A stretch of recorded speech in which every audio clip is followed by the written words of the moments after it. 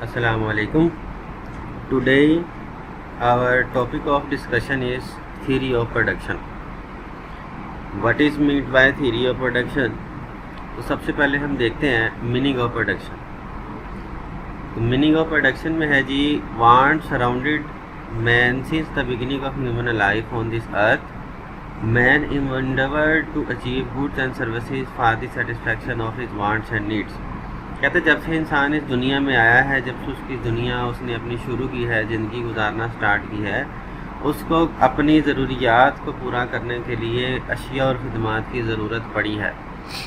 His economic wants such as sunlight, rain etcetera were fulfilled without any effort. सूरज की रोशनी, पानी, हवा, ये सारी तो वो चीज़ें हैं जो अल्लाह ताला ने पूरी कर दी, जिसके लिए उसको मेहनत नहीं करना पड़ी, पैसे खर्च नहीं करना पड़े, इसलिए इसको कहते हैं नॉन इकोनॉमिक वांट। लेकिन and for this he has to pay no price, और इसने इसके लिए कोई कीमत नहीं दी। But his economic wants require effort and for which he has to pay price, लेकिन कुछ उसकी ज़रूरियात ऐसी हैं जिसके लिए उसने कीमत दी है, वो बगैर कीमत के उनको हासिल नहीं कर सकता। This requires his active participation in economic activity, तो इसके लिए ज़रूरी है कि वो जिन चीज़ों के लिए पैसा देकर कोशिश करता है, उन कामों में फिर उसकी एक्टिव पार्टिसिपेशन भी होना ज़रूरी है। This is called production process, जिसको हम कहते हैं प्रोडक्शन प्रोसेस। तो सादा लफ्ज़ में अगर आपको समझाया जाए तो कहते हैं जब से इंसान इस दुनिया में आया है, उसकी कोई ना कोई ज़रूरियात ज़िंदगी रही हैं। ज़रूरियात ज़िंदगी दो तरह की हैं, एक को कहा जाता है नॉन इकोनॉमिक वांट और दूसरे को कहा जाता है इकोनॉमिक वांट। नॉन इकोनॉमिक से मुराद वो वांट जो वो बग़ैर कोशिश के, बग़ैर पैसे के हासिल कर लेता है, और इकोनॉमिक वांट से मुराद है वो ज़रूरियात जो वो पैसा देकर हासिल करता है, बग़ैर पैसे के उसको वो हासिल नहीं हो सकते। तो थ्योरी ऑफ प्रोडक्शन के तहत ये उसकी 3 अजम्पशंस हैं। कहता थ्योरी ऑफ प्रोडक्शन ये रिक्वायर करती है, नंबर 1 चेंज ऑफ फॉर्मेशन, कि जो भी चीज़ आपने हासिल करनी है, आपकी ज़रूरत के मुताबिक उसकी शक्ल चेंज हो जाए। जैसा कि अगर आपको फर्नीचर चाहिए तो फर्नीचर लकड़ी से आएगा और लकड़ी हमें दरख्त से मिलेगी, तो देखो शक्ल चेंज हो गई। तो कहता है change of formation changes value and utility of good, जब आप उसकी शक्ल को बदल दोगे तो उसकी यूटिलिटी भी बदल जाएगी। When goods is converted into furniture और clay is converted into bricks, their value increases. जब लकड़ी को शक्ल हम बदलते हैं फर्नीचर के अंदर या मुख्तलिफ चीज़ों के अंदर, तो उस लकड़ी की जो अफादियत है वो पहले से ज़्यादा हो जाती है।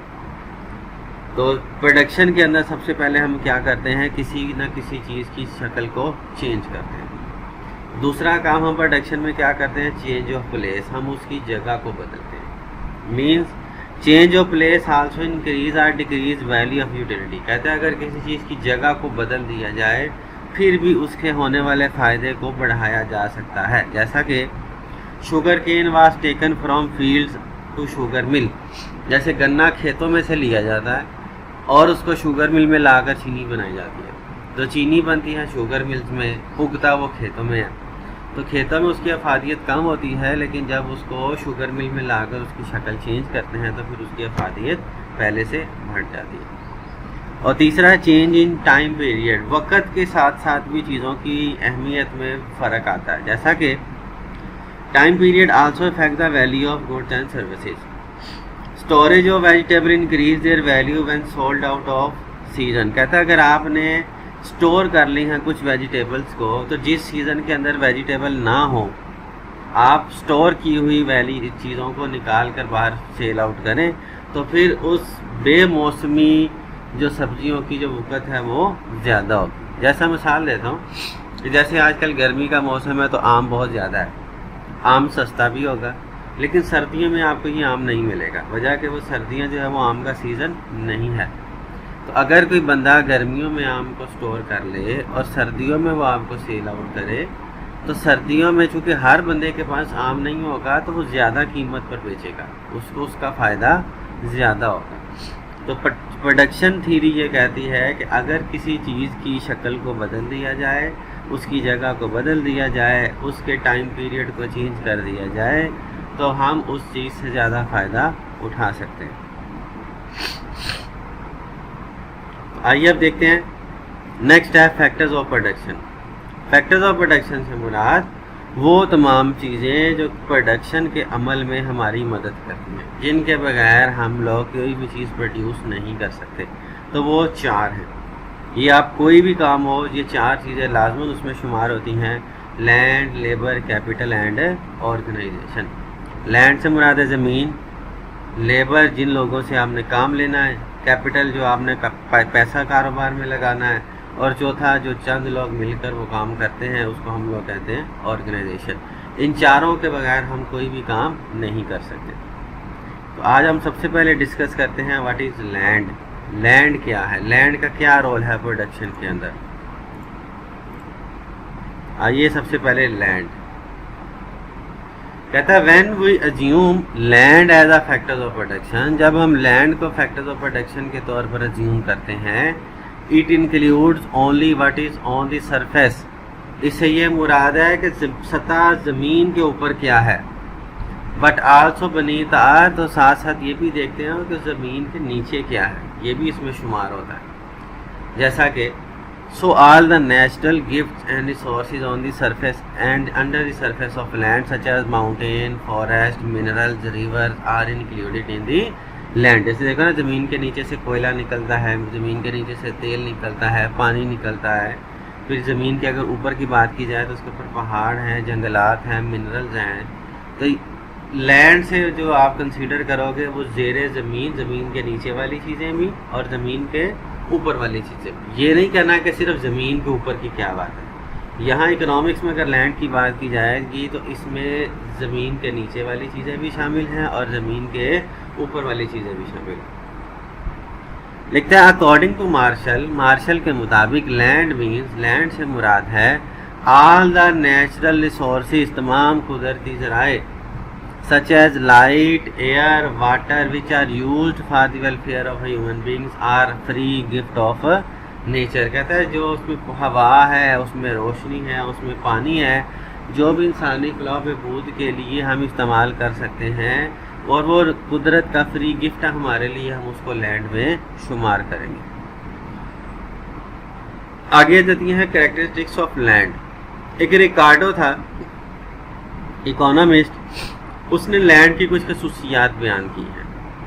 आइए हम देखते हैं कि रिकार्डो ने कौन सी कैरेक्टरिस्टिक्स बयान की। नंबर 1 कहता है Ricardo has unlisted following features of land. Number 1 free gift of nature, जो लैंड है वो आपके पास जो है वो कुदरत का जो है वो एक तोहफ़ा है। जैसे ज़मीन हमने नहीं बनाई, अल्लाह ताला ने बनाई। Limited in supply, limited in supply से मुराद है कि हम ज़मीन का साइज़ चेंज नहीं कर सकते, जो अल्लाह ने बनाई है ना वो वही रहेगी। ठीक है, हाँ ये हो सकता है कि आजकल हम खादों के इस्तेमाल से थोड़ा सा उससे कहीं से हम फर्टिलिटी ज़्यादा बढ़ा लेते हैं, कहीं फर्टिलिटी कम कर लेते हैं, लेकिन ये भी इख्तियार अल्लाह ताला के पास है। हम सिर्फ कोशिश करते हैं कि हम खाद और बीजों का इस्तेमाल करके पैदावार ज़्यादा ले लें। तीसरा डिफरेंस इन फर्टिलिटी, हर जो ज़मीन है उसकी फर्टिलिटी दूसरी ज़मीन की निस्बत मुख्तलिफ होती है। जैसे जो पाकिस्तान में ज़मीन है इसकी जो फर्टिलिटी और होगी, जो इंडिया में है उसकी फर्टिलिटी और होगी। ये भी इंसान के इख्तियार में नहीं है, ये फ्री गिफ्ट ऑफ नेचर है। फिर डिफरेंस इन वैल्यू, हर ज़मीन की जो वैल्यू है वो दूसरी ज़मीन की निस्बत मुख्तलिफ होती है। जैसा कि शहरों की ज़मीन के जो वैल्यू और है और देहातों की ज़मीन की वैल्यू और है, तमाम ज़मीनों की वैल्यू एक जैसी नहीं है।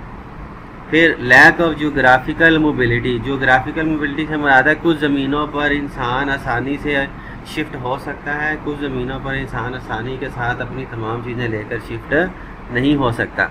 जैसे अगर हम पाकिस्तान की बात ही करें तो लाहौर में तो हर बंदा आसानी से अपना सामान उठाए कहीं भी शिफ्ट हो जाए, लेकिन अगर आप कहें कि हमने पहाड़ों के ऊपर अपना फैक्ट्री लगानी है, अपना घर बार शिफ्ट करना है, तो वो एक आम इंसान के लिए मुश्किल है। तो जियोग्राफिकल मोबिलिटी हर चीज़ जगह के लिए एक जैसी नहीं होती। फिर छठी बात है अनडिस्ट्रक्टिव पावर।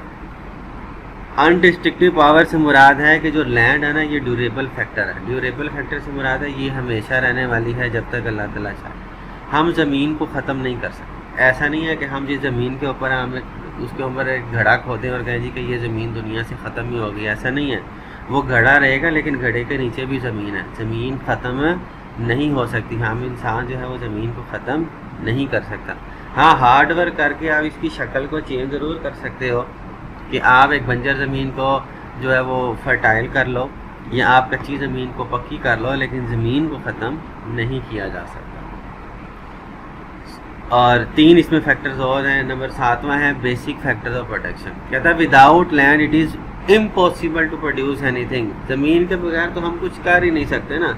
देखो, ज़मीन नहीं होगी ना तो हम चल भी नहीं सकते, वजह हमारे नीचे भी ज़मीन है, इतनी अहम है। तो ज़मीन जो है ये तो बेसिक फैक्टर है, वो चाहे हमारे ज़िंदा रहने के लिए हो, हमारे चलने फिरने के लिए हो, या कोई चीज़ उगाने के लिए हो, या कोई फैक्ट्री बनाने के लिए हो।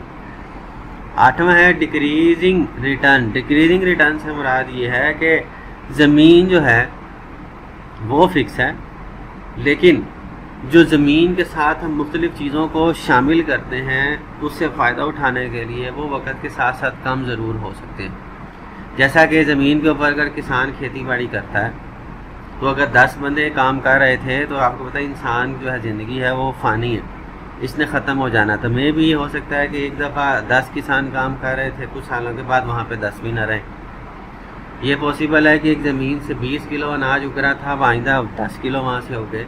तो ज़मीन फ़िक्स है, लेकिन जो उससे रिटर्न है या उसके साथ जो मिलकर काम करने वाले लोग हैं उनकी तादाद में कमी आ सकती है। और 9वीं बात है लिमिटेड फर्टिलिटी। लिमिटेड फर्टिलिटी से मुराद है land is brought under intensive cultivation. अगर आप बहुत ज़्यादा काश्तकारी ज़मीन के ऊपर करोगे, इट्स फर्टिलिटी डिमिनिशेस, तो उसकी जो पैदावार है, जो फर्टिलिटी है, वो वक्त के साथ साथ कम हो जाएगी। तो ये वो जो 9 बातें हैं जो कि रिकार्डो ने कही हैं, किस हवाले से, वो क्या है करैक्टरिस्टिक्स ऑफ लैंड, कि जो हम इकोनॉमिक्स में लैंड कंसीडर करते हैं उस लैंड की खसूसियात क्या हैं, लैंड की किन किन कौन कौन सी चीज़ें किसी चीज़ में शामिल होंगी तो हम उसको लैंड में कंसीडर करेंगे। ओके, अब हम आते हैं इम्पोर्टेंस ऑफ लैंड के ऊपर। लैंड की अहमियत क्या है, क्यों हमारे लिए फ़ायदेमंद है। तो हम सबसे पहला तो इसका ये फ़ायदा है फूड प्रोडक्शन। हम लैंड के ऊपर खुराक पैदा करते हैं, फसलें उगाते हैं। लैंड नहीं होगी तो हम ये गंदम, चावल, ये चीज़ें नहीं उगा सकते, पहला फ़ायदा। दूसरा, हाउसिंग फैसिलिटी। इस ज़मीन के ऊपर हम अपने रहने के लिए घर बनाते हैं। ये ज़मीन नहीं होगी तो हम अपने घर भी इस्टेब्लिश नहीं कर सकते। तीसरा, इकोनॉमिक ग्रोथ। इस ज़मीन के ऊपर पूरी की पूरी दुनिया आबाद है, पूरे के पूरे मुल्क आबाद हैं। इसी ज़मीन के ऊपर से हम फसलें लेकर एक दूसरे मुल्कों में कहीं से इंपोर्ट करते हैं, कहीं पर एक्सपोर्ट करते हैं। तो मुल्क की तरक्की के पीछे भी जो है ये ज़मीन का किरदार बहुत अहम है। और चौथा, मीन्स फॉर ट्रांसपोर्टेशन। ये जो आज हम ट्रांसपोर्टेशन के लिए जितनी भी गाड़ियाँ चलाते हैं, एक मुल्क से दूसरे मुल्क जाते हैं, रेलगाड़ी है, बस है, ट्रक है, ये सारी की सारी जो ट्रांसपोर्ट है ये भी किसके ऊपर बेस कर रही है, ये ज़मीन के ऊपर बेस कर रही है। अगर ज़मीन नहीं होगी तो हम ना खुद चल सकते हैं, ना खुराक पैदा कर सकते हैं, ना घर बना सकते हैं, या अपना ही अपने मुल्क को तरक्की दे सकते हैं। हाँ, ये डिपेंड करता है कि जो ज़मीन का जो यूज़ है वो कहीं पर ज़्यादा हो सकता है और वो कहीं पर कम हो सकता है। तो इस हवाले से यूज़ ऑफ लैंड को 2 हिस्सों में डिवाइड किया गया है। एक को कहा जाता है एक्सटेंसिव कल्टीवेशन और दूसरे को कहा जाता है इंटेंसिव कल्टीवेशन। नाम से जाहिर है, एक्सटेंसिव से मुराद है हद से ज़्यादा किसी चीज़ का इस्तेमाल। ठीक है जी, यहाँ पे एक्सटेंसिव से क्या मुराद है लिखते हैं। कहता है अंडर दिस मेथड, कहता है एक्सटेंसिव यूज़ के जो मेथड है, more and more areas of land are brought under cultivation in order to increase production. आपके पास जितनी ज़मीन है आप ज़्यादा से ज़्यादा कोशिश करते हैं कि हर जगह के ऊपर आप कोई ना कोई फसल उगा लें। Extensive use of land.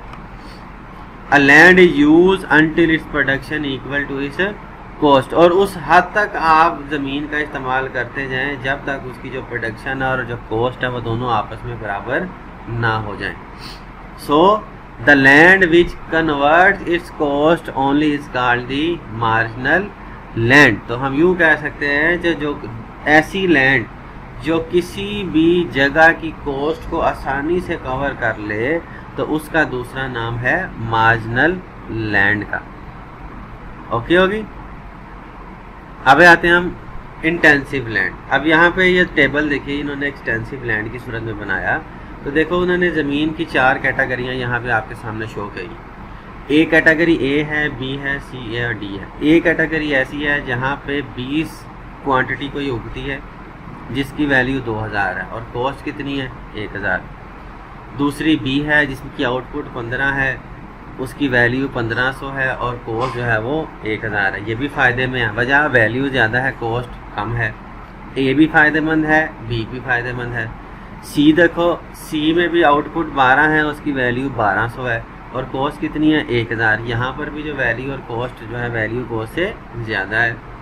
D में देखो आउटपुट 10 है, वैल्यू 1000 है, कॉस्ट कितनी है 1000। यहाँ पे वैल्यू और कॉस्ट दोनों आपस में बराबर होगी। तो कहते हैं ये जो डी है ना, ये डी वो पहला लेवल है जहाँ पर जाकर वैल्यू और कॉस्ट दोनों आपस में बराबर हो जाती है। इसको हम कहते हैं मार्जिनल लैंड। इसको क्या कहा जाएगा? Marginal land. वैसे तो ये 4 की चारों कैटेगरियाँ एक्सटेंसिव लैंड में आएगी। क्यों एक्सटेंसिव में आएंगी? क्योंकि इन चारों की जो वैल्यू है, ये चारों की वैल्यू उसकी कॉस्ट से ज़्यादा है। तो वैसे तो चारों एक्सटेंसिव हैं, लेकिन जो उसका पहला लेवल कौन सा होगा वो लेवल डी होगा, जहाँ पे ये वैल्यू और कॉस्ट दोनों आपस में इक्वल हो रही है। सी जो है वो उससे ऊपर वाले लेवल पे, डी बी उससे ऊपर वाले लेवल पे और ए जो है वो उससे ऊपर वाले लेवल पे फॉल करेंगे। ठीक होगी बात। अब आगे इंटेंसिव लैंड। इंटेंसिव लैंड क्या कहता है? If a country is facing death of fertile land and production can not be increase by increasing the area of land of under cultivation. अगर एक मुल्क है वहाँ की जो ज़मीन है वो ज़्यादा ज़रखेज़ नहीं है, आप हर जगह पे काश्तकारी नहीं कर सकते, तो फिर हम क्या कोशिश करते हैं? In such cases of fertile pieces of land are frequently cultivated.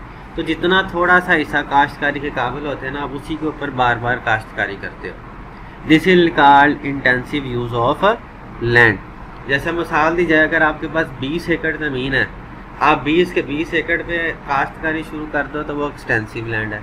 लेकिन अगर 20 एकड़ के अंदर से सिर्फ 5 एकड़ काबिल काश्त है और सिर्फ आप 5 एकड़ के ऊपर ही काश्तकारी बार बार करोगे तो वो हमारे लिए इंटेंसिव यूज़ ऑफ लैंड होगी। So the law of diminishing return readily apply in this method. तो मार्जिनल वाला जो तरीक़ेकार है वो एक्सटेंसिव में अप्लाई होता है और डिमिनिशिंग रिटर्न वाला जो तरीक़ेकार है वो इंटेंसिव यूज़ ऑफ लैंड में अप्लाई होता है। और ये हम लोग पहले डिमिनिशिंग लॉ ऑफ यूटिलिटी पे ऑलरेडी पहले पढ़ चुके हैं। ठीक हो गया। तो कहता है तो explain further it is assume that, कहता है इस तरीक़ेकार में हम ये अज्यूम करते हैं all fertile land are under cultivation. जितनी भी हमारी ज़मीनें फर्टाइल थी, मतलब पूरा मुल्क तो नहीं लेकिन जो छोटे छोटे पोर्शन है, हम उन तमाम जगहों के ऊपर काश्तकारी कर रहे हैं। इंटेंसिव कल्टीवेशन इज़ मेड, बार बार उसके ऊपर काश्तकारी हो रही है। Production is under diminishing return, और वक्त के साथ साथ हर जगह की जो प्रोडक्शन है वो पहले से कम होती जा रही है। ठीक है जी। अब इसका टेबल देखिए, पहले वाले टेबल से थोड़ा सा डिफरेंट है। कहता है एक जगह ए है, वहाँ पे आप बार बार काश्तकारी कर रहे हो, तो पहले 20 प्रोडक्शन आई, फिर 15 आई, फिर 12 आई, फिर 10 आई, फिर 8 आई।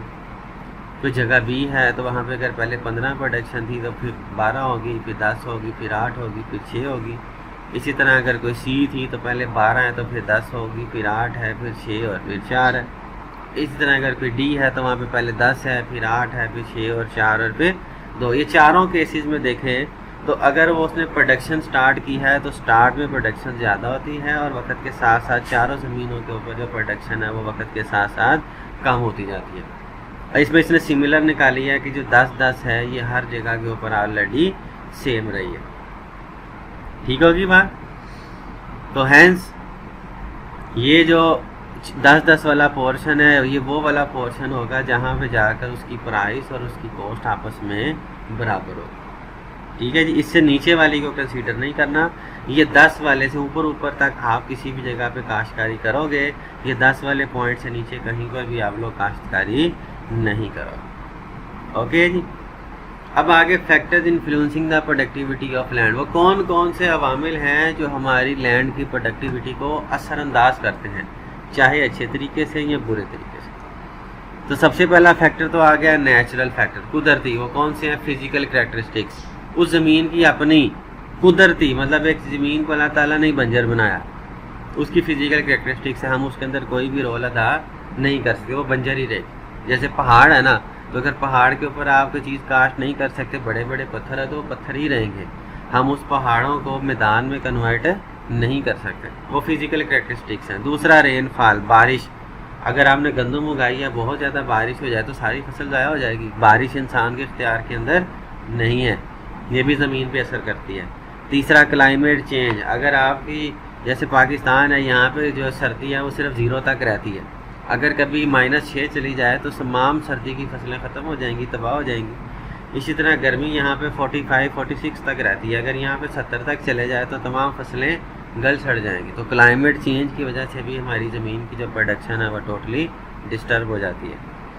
फिर आ जाता है texture of land. Texture of land से मुराद ये है कि हर चीज़ हर जगह के लिए सेम एक जैसी मुआज़न नहीं है। जैसे चावल को आप सर्द इलाके में नहीं काश्त कर सकते, चावल गर्म में ही आएगा, गंदम गर्म में ही आएगी। अगर आप चावल को किसी ठंडे बर्फ़ वाले इलाके में काश्त करना शुरू कर दो तो कभी भी चावल वहाँ पे काश्त नहीं होगा। इसे कहते हैं टेक्सचर ऑफ लैंड। हर जगह हर फसल के लिए मुवाफिक नहीं होती। तो ये 4 बातें वो हैं जो फिज़िकल फैक्टर हैं, नेचुरल फैक्टर हैं, जो कि इंसान के इख्तियार के अंदर नहीं होते, लेकिन ये कुदरती पैदावार को बहुत ज़्यादा असरअंदाज करते हैं। आगे आगे कुछ ह्यूमन एलिमेंट, कुछ इंसानी एफर्ट भी ऐसी हैं जो कि ज़मीन पर असरअंदाज होती हैं। जैसा कि हम बार बार एक ही जगह पे काश्तकारी किए जाएं, तो जब आप हद से ज़्यादा काश्तकारी करना शुरू कर दोगे तो वक्त के साथ साथ उस ज़मीन की जो प्रोडक्शन है वो कम से कम हो जाएगी। दूसरा, जैसे आजकल और मुल्क में खेतों को ख़त्म करके सोसाइटियाँ बनाई जा रही हैं, तो ये ह्यूमन एफर्ट है। अब सोसाइटी बनने का नुकसान क्या हो रहा है कि जो वहाँ पे काश्तकारी हो रही थी वो सारी की सारी काश्तकारी है वहाँ पर ख़त्म हो गई। तीसरा, फर्टिलाइज़र एंड सीड, अगर आप खादों और बीजों का इस्तेमाल करो तो खादों और बीजों का इस्तेमाल करने से उसकी प्रोडक्शन में पहले से क्या हो जाता है, इजाफा हो जाता है। तो ये मैंने कहा कि अभी हमने वो चीज़ें पढ़नी है जो चाहे पॉजिटिवली ज़मीन पे असरअंदाज होती हैं या नेगेटिवली। तो जो फर्टिलाइज़र और सीड्स हैं इसका ज़मीन पे जो असर है ये पॉजिटिव होता है। फिर use of capital and technology, अगर आप पैसे और टेक्नोलॉजी का भी इस्तेमाल करो तो फिर आप ज़मीन से ज़्यादा पैदावार हासिल कर सकते हो। 5वीं चीज़ है मीन्स ऑफ ट्रांसपोर्टेशन। कहता है अगर land nearer to urban area easy accessible to road have greater value, अगर आपकी ज़मीन जो है वो मार्केटों के शहर के ज़्यादा करीब है तो वो ज़मीन आपके लिए ज़्यादा फ़ायदेमंद है। लेकिन अगर आपकी ज़मीन सहराओं के करीब है तो फिर वो आपके लिए ज़्यादा फ़ायदेमंद नहीं है। फिर आ गया इरीगेशन फैसिलिटी, अगर आपकी ज़मीन के गिर्द इरीगेशन फैसिलिटीज़ अवेलेबल हैं, पानी आसानी से मुयसर है, ट्यूबवेल लगे हुए हैं, तो फिर आपकी ज़मीन आपको फ़ायदा देगी, अदरवाइज़ वो आपके लिए ज़्यादा फ़ायदेमंद नहीं है। फिर क्रेडिट अवेलेबिलिटी, अगर आपके पास ज़मीन तो है और पैसा नहीं है, अगर आपको आसानी से कहीं कर्ज मिल सकता है और आप काश्तकारी कर सकते हो तो वो ज़मीन आपको ज़्यादा फ़ायदा देगी। अगर आपके पास ज़मीन है, आपके पास पैसा नहीं है, आप काश्तकारी नहीं कर सकते तो वो ज़मीन वैसी की वैसी बंजर बन जाएगी, फिर आपको उसका कोई ज़्यादा फ़ायदा हासिल नहीं होगा। और फिर आता है वाटर लॉगिंग एंड सैलिनिटी, ये होता है सेमोथोर। बाद में सैलाब आते हैं ना तो पानी खड़ा रहने की वजह से ज़मीन में सेमोथोर हो जाता है, पानी और नमक की मिकदार बढ़ जाती है। तो अगर कहीं पे सैलाब और इस तरह का मसला आ जाए, सेमोथोर का मसला आ जाए, तो ज़मीन ख़राब हो जाती है। और जहाँ पर ये वाला मसला नहीं होगा वहाँ पर ज़मीन की जो ज़रख़ेज़ी है वो पहले से ज़्यादा होगी। तो आज हमने स्टार्ट किया था कि ये प्रोडक्शन क्या है और फैक्टर्स ऑफ प्रोडक्शन कितने हैं, 4। और अभी हमने सबसे पहले फैक्टर्स ऑफ प्रोडक्शन के हवाले से जो जिस चीज़ का जिक्र किया है वो सिर्फ एक है, वो है लैंड। तो लैंड के हवाले से अगर हम दोबारा रिकॉल करें तो आज हमने लैंड के हवाले से जिन चीज़ों को रिवाइज़ किया है, तो सबसे पहले हमने ये पढ़ा कि जो फैक्टर्स ऑफ प्रोडक्शन 4 हैं, land, labour, capital and organization. सबसे पहले हमने लैंड को जिक्र किया, तो सबसे पहले तो ये पढ़ा कि लैंड की करैक्टरिस्टिक्स क्या हैं जो रिकार्डो ने बताई, और वो 9 करैक्टरिस्टिक्स हैं। उसके बाद हमने पढ़ी इंपॉर्टेंस ऑफ लैंड, कि लैंड हमें किस तरह से बेनिफिट देती है, तो वो 4 बेनिफिट हैं। फिर हमने पढ़े कि लैंड के 2 यूज़ होते हैं, एक होता है इंटेंसिव यूज़ और एक होता है एक्सटेंसिव यूज़। दोनों का मतलब इस्तेमाल करना होता है, लेकिन डिफरेंस क्या है कि एक्सटेंसिव यूज़ में हम पूरे के पूरे मुल्क की ज़मीन को काश्तकारी के लिए इस्तेमाल कर सकते हैं, लेकिन इंटेंसिव लैंड में सिर्फ हम उसी चीज़ को या उतने पोर्शन को ही इस्तेमाल कर सकते हैं जो ज़रखेज़ है, बंजर ज़मीन को हम इस्तेमाल नहीं करते। फिर आखिरी बात आ गई factors influencing the productivity of land. वो कौन कौन से फैक्टर हैं जो ज़मीन की प्रोडक्टिविटी पर असरअंदाज होते हैं। ये फैक्टर्स पॉजिटिवली इफेक्ट भी कर सकते हैं और नेगेटिवली इफेक्ट भी कर सकते हैं। तो टोटल ये कितने फैक्टर्स हैं? 8। तो यहाँ पर जो लैंड का पोर्शन है वो हमारा ख़त्म हुआ। इंशाल्लाह जो बाकी के 3 फैक्टर्स ऑफ प्रोडक्शन है उसको हम आइंदा लेक्चर्स के अंदर कवर करेंगे। अगर किसी को कोई बात समझ ना आए तो वो मेरे से पूछ सकता है। Thank you so much. Allah हाफिज़।